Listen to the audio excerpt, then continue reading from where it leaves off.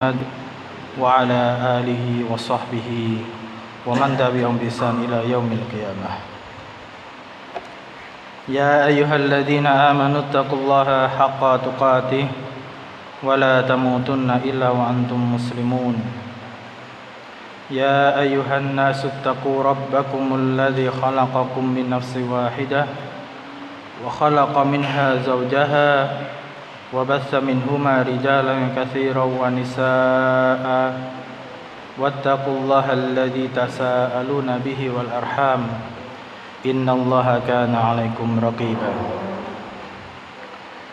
يا أيها الذين آمنوا اتقوا الله وقولوا قولا سديدا يصلح لكم أعمالكم ويغفر لكم ذنوبكم ومن يطع الله ورسوله فقد فاز فوزا عظيما.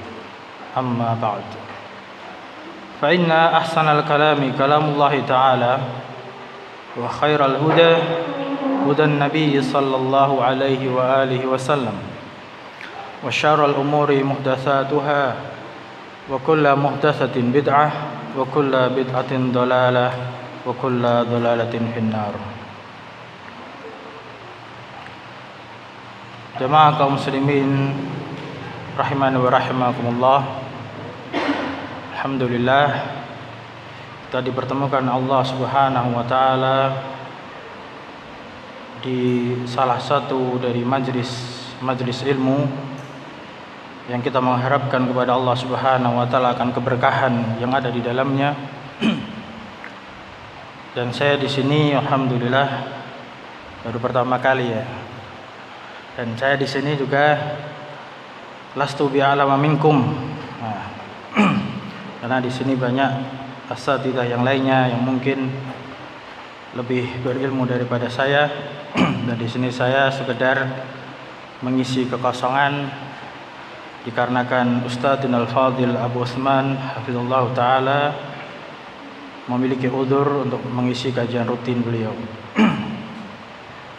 Maka pada kesempatan kali ini kita membacakan kitab Al-Mulakhas fi Syarhi Kitab Tauhid, yang artinya ringkasan di dalam penjelasan Kitab Tauhid.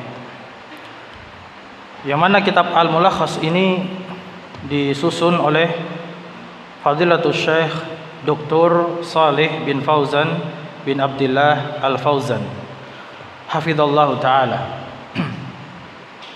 Kitab ini menjelaskan tentang atau menjelaskan dari isi Kitab Tauhid yang disusun oleh Syekhul Islam Muhammad bin Abdul Wahhab rahimahullahu taala rahmatan wasi'ah. Dalam Kitab Tauhid berisikan tentang pelajaran-pelajaran tauhid, yaitu akidah, yang di dalamnya disampaikan oleh beliau rahimahullahu taala dalil-dalil dari Al-Qur'an maupun hadis Nabi sallallahu alaihi wasallam ataupun asar dari para sahabat radhiyallahu taala anhum ajma'in. Di awal kitab ini penulis membawakan bab, yaitu Kitabut Tauhidi. Babnya berjudul Kitabut Tauhidi. Kemudian beliau membawakan dalil yang pertama, qala al-musannifu rahimallahu taala wa qaulullahi taala wa ma khalaqtul jinna wal insa illa liya'buduni. Surah Az-Zariyat ayat 56. Firman Allah Subhanahu wa taala, "Wa ma khalaqtul jinna wal insa." Dan tidaklah aku, yaitu Allah Subhanahu wa taala, menciptakan jin dan manusia illa kecuali liya'buduni, agar mereka itu beribadah kepadaku. Agar mereka beribadah kepadaku. Nah, ini dalil yang pertama dalam Kitab Tauhid. Asy-Syaikh Muhammad bin Abdul Wahhab rahimahullahu taala beliau mengingatkan kepada kita semua tentang hakikat tujuan hidup kita di dunia ini. Beliau membawakan dalil dari Al-Quran yang merupakan petunjuk dari Allah Subhanahu wa Ta'ala untuk segenap umat manusia, untuk para hambanya, mengingatkan kepada kita semua bahwasanya kita hidup di dunia ini tidak lain dan tidak bukan kecuali hanya untuk beribadah kepada Allah Subhanahu wa Ta'ala.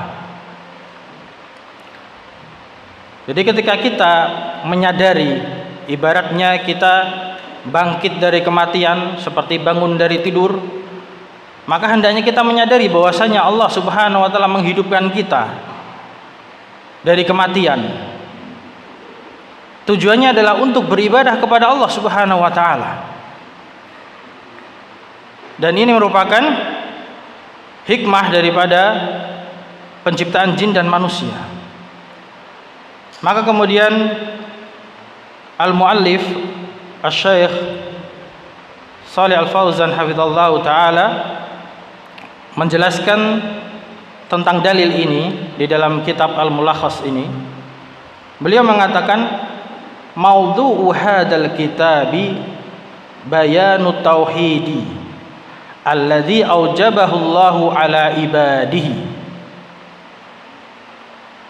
Maudhu'u hadzal kitab, judul atau tema daripada kitab ini berisikan tentang bayanu tauhid, penjelasan dari tauhid, alladzi aujabahu Allahu ala ibadihi, yang Allah Subhanahu wa Ta'ala telah mewajibkan tauhid tersebut atas para hambanya. Wa khalaqahum li ajlihi wa bayanu ma yunafihi minasyirkil akbari. Dan Allah Subhanahu wa Ta'ala telah menciptakan mereka, yaitu menciptakan jin dan manusia, li ajlihi, untuk tujuan tersebut, yaitu untuk tujuan agar mereka itu beribadah kepada Allah Subhanahu wa Ta'ala. Wa bayanu ma yunafihi minasyirkil akbar, dan kitab ini juga berisikan tentang penjelasan apa yang meniadakan atau membatalkan atau lawan daripada tauhid, yaitu syirik akbar. Syirik akbar yunafit tauhid, menghilangkan, menghapus atau merupakan lawan daripada tauhid. Jadi barang siapa melakukan syirik akbar, maka hilang tauhidnya. Dan juga di sini dalam kitab ini menjelaskan tentang perkara yang au yunafi kamalahu al-wajiba awil mustahabba minasyirkil asghari wal bid'ah. Menjelaskan tentang perkara yang meniadakan kesempurnaan tauhid. Jadi menjadikan tauhid seseorang itu menjadi cacat atau kurang. Yaitu daripada tauhid atau penyempurna tauhid yang sifatnya wajib ataupun yang sifatnya mustahab. Maksudnya adalah tauhid itu disempurnakan dengan amalan-amalan yang wajib dan amalan-amalan yang sunnah, mustahab. Maka apabila di dalamnya terdapat syirik asghar atau kebid'ahan mengada-ada di dalam agama ini, maka akan menghilangkan kesempurnaan tauhid tersebut, akan menjadikan tauhid seseorang menjadi cacat. Nah, ini isi daripada kitab ini nanti. Jadi judul atau tema pembahasan kitab tauhid menjelaskan tentang seluk-beluk tauhid. Nah, kemudian juga menjelaskan tentang lawan daripada tersebut. Kemudian Asy-Syaikh hafizallahu taala menjelaskan tentang makna kitab. Judul bab dikatakan kitabut tauhid. Nah, apa makna kitab? Apa makna kitab? Wa makna kitabu masdaru kataba bi makna jama'ah. Nah, makna kitab secara bahasa, kitab itu merupakan bentuk masdar. Nah, kalau yang belajar ilmu bahasa, sorof atau nahwu, kitab atau kitaban, kitabun, itu merupakan bentuk masdar dari kata kataba. Kataba yaktubu kitaban. Maknanya apa? Dijelaskan oleh beliau, kataba bermakna jamaah. Kataba di sini artinya adalah mengumpulkan. Nah, selama ini kan kita tahunya kataba yaktubu kitaban itu apa? Kataba menulis kan itu. Kataba itu artinya menulis. Namun beliau hafizallahu taala menjelaskan makna kataba ini jamaah, artinya adalah mengumpulkan. Mengumpulkan apa? Nah, beliau menyebutkan kalau orang Arab mengatakan wal kitabatu bil qalami jam'ul hurufi wal kalimati. Alkitabah itu penulisan dengan menggunakan pena. Menulis dengan menggunakan pena seperti yang antum kerjakan itu. Maksudnya adalah jam'ul huruf wal kalimat. Mengumpulkan huruf-huruf dan kata-kata. Jadi menulis itu mengumpulkan huruf-huruf dan kata-kata. Antum menulis mengumpulkan huruf MENU kan ya, LIS, menulis, mengumpulkan kata-kata, itu mana daripada kitabah. Jadi kitab tauhid ini beliau mengumpulkan dalil-dalil dari Al-Quran maupun sunnah Nabi, hadis Rasulullah Sallallahu Alaihi Wasallam, dan juga asar para sahabat dikumpulkan di sini yang menjelaskan tentang tauhid. Nah, itu mana kitab. Sedangkan tauhid, beliau mengatakan di sini wa tauhidu, makna tauhid adalah masdaru wahadahu. Masdar dari kata wahada. Ini ditambahi dhamir hu, itu apa, menyebutkan maf'ul bihnya. Wahada dalam sharaf tasrifannya wahada yuwahidu tauhidan. Nah, ketika ditambah objek di sini menjadi wahadahu, ai maksudnya adalah ja'alahu wahidan. Ini salah harakat. Ja'alahu wahidan artinya adalah menjadikannya hanya satu saja. Menjadikannya hanya satu saja. Atau bermakna ifradu, mengesakan. Jadi tauhid itu dari kata wahada yuwahidu tauhidan, artinya menjadikan hanya satu saja. Nah, wal muradu bihi huna, dan adapun yang diinginkan di sini, di dalam kitab ini, tauhid apa yang diinginkan oleh beliau? Ifradullahi bil ibadah, yaitu mengesahkan Allah di dalam peribadahan. Jadi tauhid ibadah, atau nama lainnya tauhid uluhiyah. Nah, sebagaimana sudah kita ketahui bahwasanya tauhid itu terbagi menjadi 3 macam, yaitu tauhid rububiyah, tauhid uluhiyah, dan tauhid asma was sifat. Nah, kalau tauhid rububiyah maknanya adalah mengesahkan Allah atau mengetahui, mengenali al-ma'rifatu bi annallaha huwal khaliqul malikul mudabbiru. Itu mengetahui, meyakini bahwasanya Allah Subhanahu wa taala adalah zat yang maha mencipta, yang maha menguasai, dan yang maha mengatur. Itu makna tauhid rububiyah. Sebagaimana yang setiap hari kita baca kalimat syukur atau kalimat tahmid, kita membaca alhamdulillahi rabbil alamin. Nah, mengapa kita bersyukur dengan mengucapkan alhamdulillahi rabbil alamin? Segala puji adalah milik Allah, Rabb alam semesta. Nah, makna Rabb di sini adalah al-Malik, al-Khaliq, al-Malik, al-Mudabbir. Itu ketika kita menyebutkan Rabbil Alamin, kita harus yakini bahwasanya Allah adalah pencipta alam semesta ini, penguasa alam semesta ini, dan pengatur alam semesta ini. Itu tauhid rububiyah. Itu tauhid rububiyah. Nah, sedangkan yang dimaksud dengan tauhid uluhiyah atau tauhid ibadah, Di sini yang dijelaskan oleh beliau dan yang ingin dibahas di dalam kitab ini, yaitu ifradullahi bil ibadah, mengesahkan Allah di dalam peribadahan. Dan makna tauhid uluhiyah ini sudah terkandung pada lafdzul jalalah Allah itu sendiri. Ketika kita mengatakan Allah, alhamdulillahi, segala puji bagi Allah, di situ sudah mengandung tauhid uluhiyah. Karena makna Allah itu lafdzul jalalah yang asal katanya itu dari alif lam masuk ke kata ilahun, ilah. Sebagaimana kita bersyahadat mengucapkan la ilaha illallahu.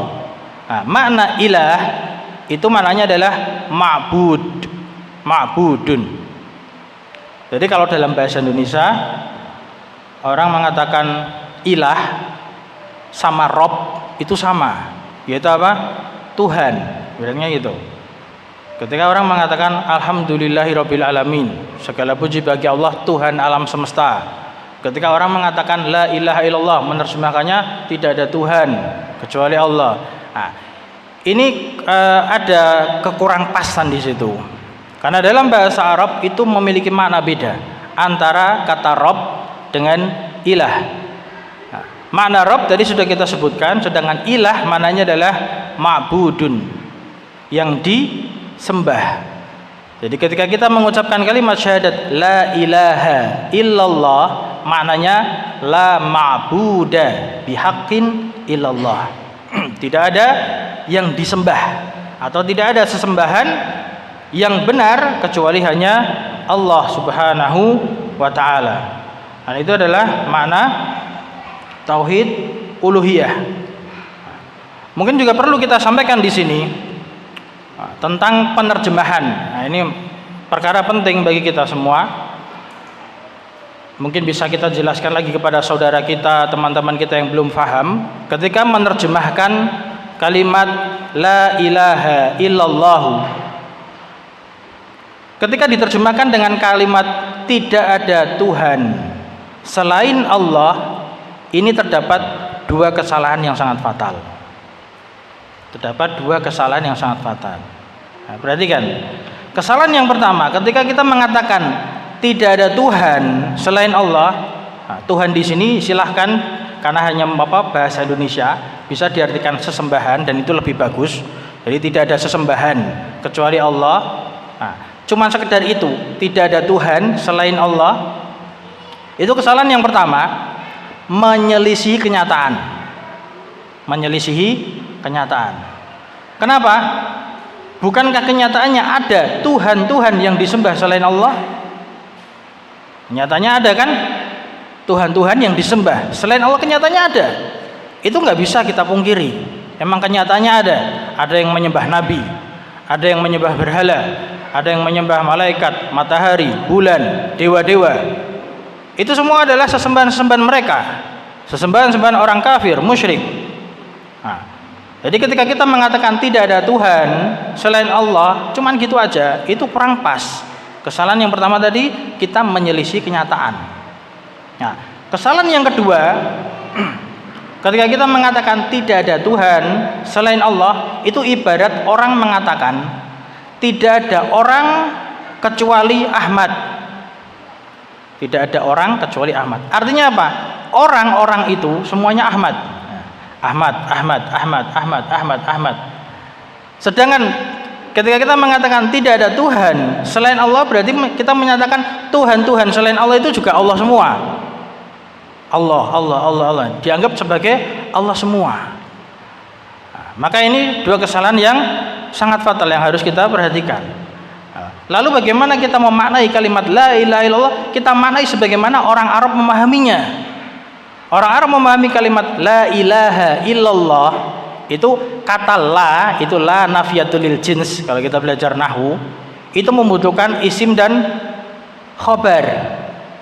La ilaha, ilaha itu isimnya la sehingga dia mansub. La ilaha. Mana khobarnya? Mahdzuf. Dan dia maklum, sudah diketahui khobarnya adalah hakun. Maka maknanya adalah la ilaha haqqun illallahu.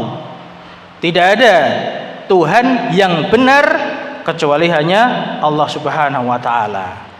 Nah, kalau dalam bahasa Arabnya para ulama menjelaskan la ma'buda bihaqqin illallahu. Tidak ada yang disembah dengan benar kecuali hanya Allah. Konsekuensinya fa ghairullahi in ubida fa bibatilin. Maka selain Allah jika disembah, maka penyembahan tersebut adalah dengan cara yang batil. Atau sesembahan selain Allah itu merupakan kebatilan. Nah, berarti kita tidak menyelisih kenyataan. Kenyataannya ada sesembahan-sembahan selain Allah, tapi kita nyatakan mereka semua itu adalah batil, sesembahan-sembahan yang batil. Nah, sehingga kita katakan tidak ada Tuhan yang benar kecuali hanya Allah. Nah, ini penting, makna yang benarnya itu penting, harus kita pahami. Nah, itulah alasan orang-orang musyrik dahulu tidak mau mengucapkan kalimat la ilaha illallah, karena mereka paham betul. Karena mereka faham betul tentang makna la ilaha illallah itu harus menyingkirkan, harus meniadakan, harus menolak dan meninggalkan sesembahan-sesembahan selain Allah yang mereka sembah sebelumnya, mengikuti agama kakek moyang mereka. Nah, ketika mengatakan la ilaha illallah, maknanya dia harus meninggalkan sesembahan-sesembahan selain Allah. Nah, kalimat la ilaha illallah itulah yang dibahas di dalam kitab ini, yaitu tentang tauhid uluhiyah atau tauhid al-ibadah. Nah, berikutnya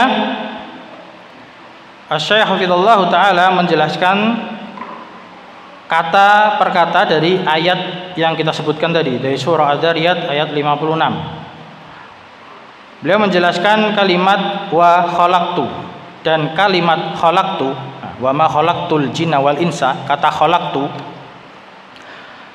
khalaqtu ay al khalqu huwa ibda'u syai'i min ghairi aslin walahtidzain. Khalaqtu, aku telah menciptakan, yaitu Allah Subhanahu wa taala telah menciptakan. Nah, khalaqa yakhluqu khalqan. Khalqan artinya penciptaan, masdar dari kata khalaqa. Nah, penciptaan maknanya adalah ibda'u syai', memulai sesuatu, mengadakan sesuatu. Min ghairi aslin, dengan tanpa asal, walahtidzain, dan juga tanpa ada contoh. Tidak ada asalnya dan tidak ada contohnya. Sehingga Allah Subhanahu wa taala ketika menciptakan jin dan manusia itu tidak ada contohnya sebelumnya, tidak ada asalnya sebelumnya. Tidak ada asalnya, sumber asalnya itu tidak ada. Allah benar-benar mengadakan dari sesuatu yang tidak ada. Berbeda dengan kita sebagai makhluk, apabila kita menggunakan kalimat mencipta, menciptakannya kita makhluk itu berbeda dengan penciptaannya Allah Subhanahu wa taala. Ketika kita mengatakan ada pencipta pesawat terbang, ada pencipta handphone, pencipta telepon, pencipta meja, pencipta mikrofon, itu hakikatnya bukan menciptakan yang digunakan oleh Allah Subhanahu wa taala dalam penciptaan jin dan manusia. Penciptaan yang dilakukan oleh makhluk itu ada asalnya dan bisa jadi ada contohnya. Meja asalnya apa? Dari kayu, pepohonan. Nah, pepohonan siapa yang menciptakan? Allah Subhanahu wa taala. Tidak ada makhluk yang bisa menciptakan. Mikrofon dari bahan apa aja? Ada logam-logamnya, ada bahan-bahan yang lainnya. Itu menciptakannya itu dari ada asalnya dan mungkin ada contohnya sebelumnya. Jadi beda penciptaan yang dilakukan oleh makhluk dengan yang dilakukan oleh Allah Subhanahu wa taala. Sehingga di sini beliau menjelaskan tentang penciptaan yang dilakukan oleh Allah Subhanahu wa taala adalah mengadakan sesuatu dengan tanpa asal dan tanpa ada contoh. Tapi berikutnya kalimat liya'buduni wa ma khalaqtul jinna wal insa illa liya'buduni, agar mereka beribadah kepada aku. Kalau kita lihat kalimatnya yang belajar nahwu shorof, liya'buduni, ya'buduni i'rabnya apa? Ada yang tahu ya'buduni i'rabnya apa? Kita ngaji nahwu shorof juga ya. Apa Mas? Ya'buduni ma i'rabnya? Lah? Majrur. Majrur bi li. Ya'budu itu fi'il atau isim? Fi'il. Majrur fi'il? Lah. Ayo siapa yang tahu? Mas. Ya'buduni, kenapa kok ni gitu? Liya'buduni itu lamnya lamukai. Dia menasabkan fi'il mudhari. Asalnya itu ya'buduna ni. Nah, ya'buduna itu artinya mereka sedang atau akan menyembah. Failnya wawul jamaah, nah, takdiru hum yaudu ila al-jin wal ins. Ya. Jadi ya'buduna itu mereka menyembah. Nah, kemudian ya'buduna kemasukan amil nasab li menjadi mansub, fi'il mudhari'nya mansub, alamat nasabnya apa? Hadfun nun, membuang huruf nunnya menjadi ya'budu. Lah terus ninya itu apa? Ninya itu maf'ulun bihi. Dia dhamir nasab muttasil. Ya mutakalim asalnya, nun sama ya. Harusnya gitu. Ni, nun sama ya. Namun di situ ya mutakalimnya dihapus. Likasratil amal, karena banyak penggunaan. Di dalam Al-Qur'an banyak seperti itu. Nah, liya'buduni, liyashkuruni. Nah, itu ya-nya sudah terwakili dengan harokat kasroh yang ada pada nun wiqayah di situ. Sehingga liya'buduni asluhu liya'buduni panjang. Nah, lamukai masuk ya'buduna, kemudian masuk ni. Itu dari sisi nahwu shorof. Bisa dipahami? Yang belajar nahwu insyaallah semoga tambah faedah insyaallah gitu. Banyak di Al-Qur'an seperti itu. Jadi ni dhamir nasab muttasil ya mutakalim itu ya-nya dihapus. Sudah terwakili dengan harokat kasrah pada huruf nunnya. Nah, mana liya'buduni al-ibadatu adalah beribadah. Nah, agar mereka jin dan manusia itu beribadah kepada aku, menyembah kepadaku. Nah, apa makna ibadah? Al-ibadatu fil lughati, makna ibadah secara bahasa itu at-tadzallul wal khudu, merendahkan diri. Jadi ibadah secara bahasa maknanya adalah merendahkan diri. Wa syar'an, dan adapun secara syar'i makna ibadah adalah ismun jami'un lima yuhibbuhullahu wa yardahu minal aqwali wal a'mali dhahirati wal batinati. Secara syar'i makna ibadah adalah suatu kata yang mencakup seluruh perkara yang Allah mencintainya dan Allah meridhoinya, dari ucapan-ucapan ataupun amalan-amalan perbuatan yang zahir ataupun yang batin, yang zahir dan yang batin. Nah, itu secara syar'i. Jadi secara syar'i itu ibadah adalah suatu kata yang mencakup semua perkara. Jadi ibadah itu maknanya umum. Semua perkara apa saja. Selama perkara itu Allah mencintainya dan meridhoinya. Selama perkara itu Allah cintai dan Allah ridhoi. Kalau Allah tidak cintai dan Allah ridhoi, maka itu bukan ibadah. Nah, dan ibadah itu bentuknya ada yang al-aqwal, ada yang ucapan dengan lisan. Dan ada yang al-a'mal, dengan amalan perbuatan anggota badan, yang zahir maupun yang batin. Yang zahir maupun yang batin. Amalan-amalan yang zahir banyak contohnya, seperti ibadah salat, ibadah puasa, ibadah haji, jihad fisabilillah, sedekah dan lainnya. Itu amalan ibadah yang zahir. Adapun amalan ibadah yang batin Itu juga banyak contohnya, yaitu diantaranya cinta kepada Allah, mahabbah, khauf, takut kepada Allah, roja, berharap kepada Allah. Itu semua merupakan amalan-amalan ibadah. Nah, kemudian dari sisi bahasa ini tadi kita juga perlu memperhatikan bahwasanya makna ibadah itu adalah merendahkan diri. Nah, kadang kita melihat ada orang mengaku sedang beribadah, tapi kok ternyata sedang joget-joget, gitu. Sedang menari-nari. Kira-kira pantas tidak itu dikatakan ibadah? Tidak mungkin. Tidak pantas. Secara bahasa saja hal tersebut sudah bukan merupakan ibadah secara bahasa. Namun itu dilakukan sebagian manusia mengaku-ngaku dia sedang beribadah. Allah musta'an. Nah, itu makna ibadah. Kemudian beliau menjelaskan makna secara umum dari ayat ini.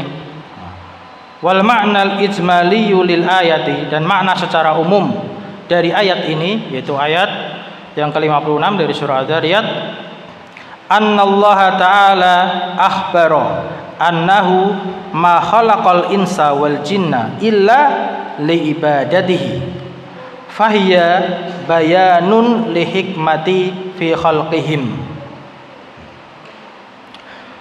Makna secara umum dari ayat ini bahwasanya Allah Subhanahu wa taala mengabarkan bahwasanya tidaklah Allah menciptakan jin dan manusia kecuali untuk beribadah kepadanya. Fahiya bayanun lil hikmati fi khalqihim, dan itulah merupakan petunjuk penjelas terhadap hikmah di dalam penciptaan mereka. Jadi hikmah tujuan penciptaan jin dan manusia adalah untuk beribadah kepada Allah Subhanahu wa taala. Berikutnya beliau menjelaskan falam yurid, ini lebih tepat yurid, kalau ada yang harakatnya di situ yarid itu diganti aja. Falam yurid minhum ma turiduhu sadatu min abidiha minal i'anati lahum birizqi wal it'ami wa innama aradal maslahata lahum. Falam yurid, yurid ini dari kata arada yuridu yang artinya menginginkan. Maka Allah Subhanahu wa taala tidaklah menginginkan dari mereka, dari jin dan manusia itu, maturidu sadatu, apa yang diinginkan oleh para tuan atau majikan kepada budak-budaknya, minal i'anati, daripada menolongnya, lahum, menolong mereka dengan memberi rizki ataupun memberi makanan. Nah, maka di sini saya menjelaskan bahwasanya Allah Subhanahu wa taala menciptakan jin dan manusia itu tidak seperti makhluk menciptakan sesuatu sebagaimana tadi kita sebutkan. Ibarat contoh, manusia membuat atau boleh katakan menciptakan, tapi menciptakan yang berbeda dengan hakikat yang Allah ciptakan, menciptakan robot. Nah, manusia menciptakan robot. Apa tujuannya? Tujuannya adalah lil i'anati lahum, untuk menolong mereka, untuk memudahkan pekerjaan manusia, ya, membuat mesin cuci agar bisa membantu untuk mencuci, ya kan, membuat komputer agar bisa membantu pekerjaannya. Ini adalah penciptaan manusia, tujuannya adalah untuk dimanfaatkan dia sendiri. Berbeda dengan Allah Subhanahu wa taala, Allah menciptakan jin dan manusia sama sekali tidak membutuhkan jin dan manusia tersebut. Allah tidak membutuhkan pertolongan kita. Allah Maha Perkasa, Allah Maha Kuat, Allah Maha Kaya, tidak membutuhkan makhluknya. Justru wa innama aradal maslahata lahum, justru Allah Subhanahu wa taala hanyalah menginginkan kebaikan untuk mereka, yaitu jin dan manusia itu. Jadi ketika Allah Subhanahu wa taala menciptakan jin dan manusia, Allah menciptakan mereka disertai dengan kenikmatan-kenikmatan, fasilitas-fasilitas yang ada pada diri mereka. Nah, itu merupakan kebaikan dari Allah Subhanahu wa taala. Kemudian Allah perintahkan mereka untuk beribadah, tujuannya juga agar mereka mendapatkan kebaikan nanti di akhirat dengan kebaikan yang kekal abadi, dengan balasan kenikmatan yang jauh kekal abadi. Baik, demikian kesempatan kita pada kali ini. Semoga Allah Subhanahu wa taala memberikan tambahan ilmu bagi kita semua. Semoga Allah Subhanahu wa taala memberikan taufik kepada kita semua untuk bisa mengamalkan ilmunya. Semoga Allah Subhanahu wa taala mengampuni dosa-dosa kita dan juga dosa-dosa kedua orang tua kita serta saudara-saudara kita. Aqulu qawli hadza astaghfirullahaladzim li wa lakum wa li sa'iril muslimin wal muslimat fastaghfiru innahu huwal ghafurur rahim. Subhanakallahumma wa bihamdika asyhadu an la ilaha illa anta astaghfiruka wa atubu ilaik. Walhamdulillahirabbil alamin. Assalamualaikum warahmatullahi wabarakatuh.